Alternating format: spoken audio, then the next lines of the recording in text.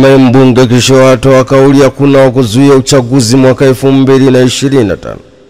Mbunge wa viti maalum kwa Singida Jessica David Kishoa amepinga vikali kampeni ya No Reform No Election inayofanywa na chama cha demokrasia na maendeleo Chadema kushinikiza uchaguzi mkuu wa mwaka 2025 utofanyika mpaka pale serikali itapofanya mabadiliko ya mifumo ya uchaguzi.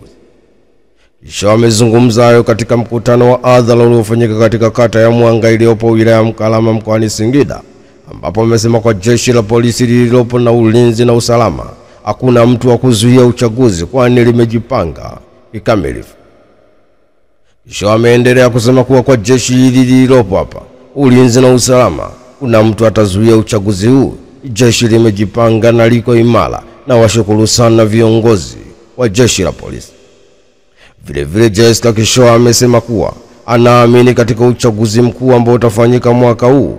Mkoa wa Singida kupitia wilaya ya Mkalama itampa kula za kutosha Rais wa Jamhuri ya Muungano wa Tanzania Daktari Samia Suluhu Hassan kwa kazi kubwa aliyofanya. Ni taarifa kutoka Singida. Hatimaye mbunge wa viti maalum kwa Singida Jessica David Kishoa amepinga vikali kampeni ya No Reform No Election inayofanywa na chama cha demokrasia na maendeleo Chadema kushinikiza uchaguzi mkuu wa mwaka 2025 utofanyika mpaka pale serikali itapofanya mabadiliko ya mifumo ya uchaguzi.